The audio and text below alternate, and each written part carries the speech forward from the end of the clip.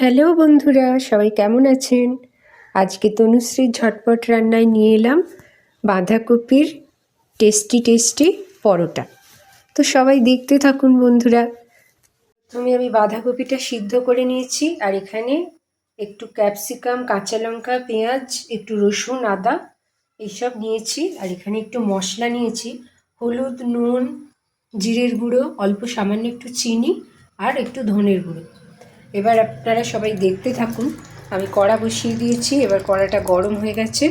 এর মধ্যে আমি একটু সর্ষের তেল দেব, দিয়ে সবজিগুলো একটু ফ্রাই করে নেব। সবজিগুলো ফ্রাই করার আগে আমি একটুখানি এর মধ্যে অল্প একটু ঘুরিয়ে নেব, যাতে একটু মিক্স হয়ে যায় সব কিছু। তারপরে আপনাদের দেখাচ্ছি বন্ধুরা। কড়াতে তেল গরম হয়ে গেছে, এবার আমি এই পেস্টটা ওর মধ্যে দেব। এর মধ্যে সব কিছুই আছে, পেঁয়াজ, কাঁচা লঙ্কা, লসুন, আদা, সব কিছু একটু মিক্সিতে ঘুরিয়ে নিলাম। আর বাঁধাকপিও ছিল, বাঁধাকপিটাকে আমি হালকা একটু গরম জলে সেদ্ধ করে নিয়েছি। এবার এই মশলাগুলোও সব আমি দিয়ে দিচ্ছি।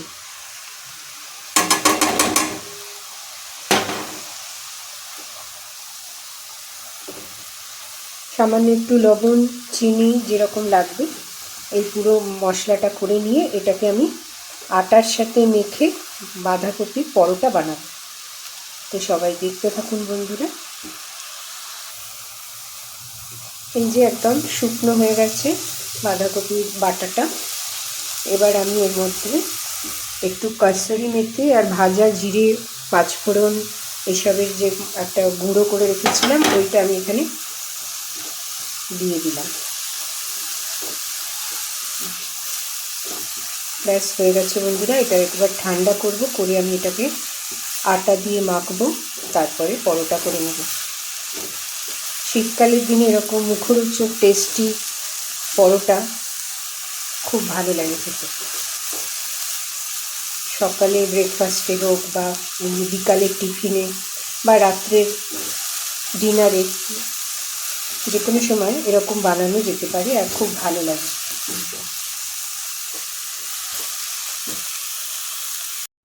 দেখুন বন্ধুরা, আমি এখানে 2 কাপ আটা নিয়েছি, আর এখানে একটু লবণ দিয়ে দিলাম।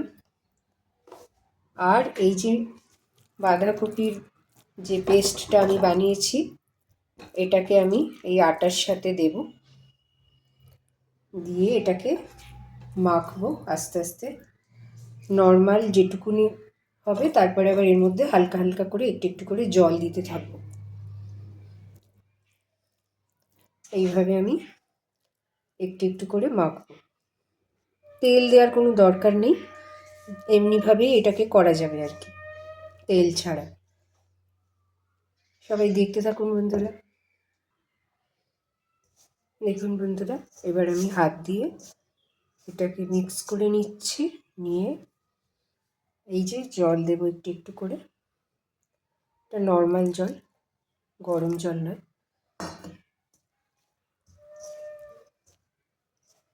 এইভাবে মেখে নেব আটাটা। খুব টেস্টি একটা রেসিপি, সবাই বাড়িতে অবশ্যই করবেন। আর যারা নতুন আমার চ্যানেলে, তারা অবশ্যই আমার চ্যানেলটিকে সাবস্ক্রাইব করবেন, যাতে আমার কোনো রেসিপি নতুন করলে আপনাদের কাছে নোটিফিকেশানটা চলে যায়। আর একটু জল লাগবে, সবাই দেখতে থাকুন। এইভাবে আমি আটাটা মেখে নিচ্ছি।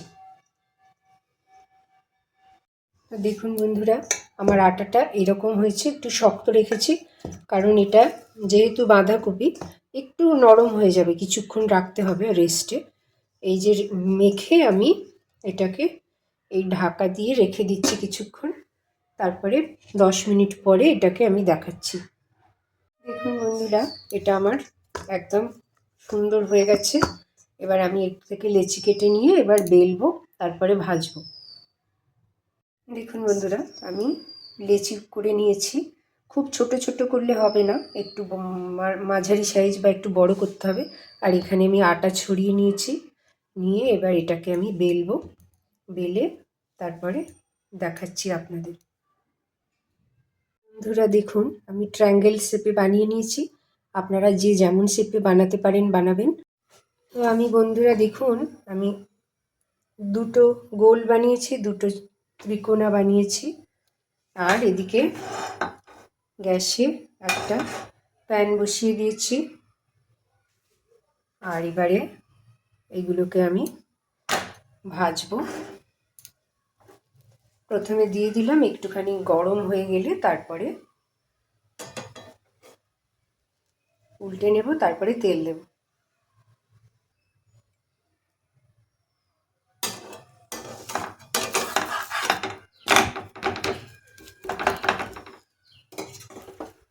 একটু সাদা তেল দিয়ে এইভাবে পরোটাটা ভেজে নেব।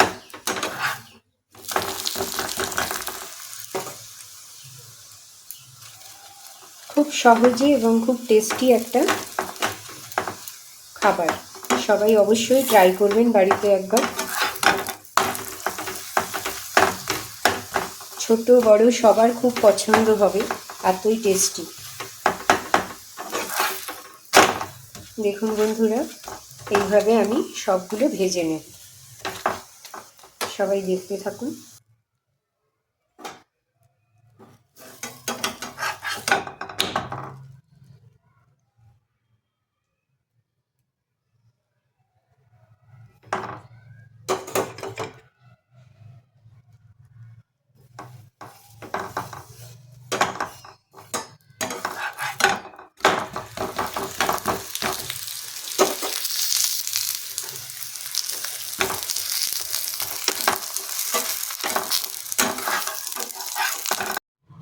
দেখুন বন্ধুরা, আজকে আমার হয়ে গেছে বাঁধাকপির পরোটা।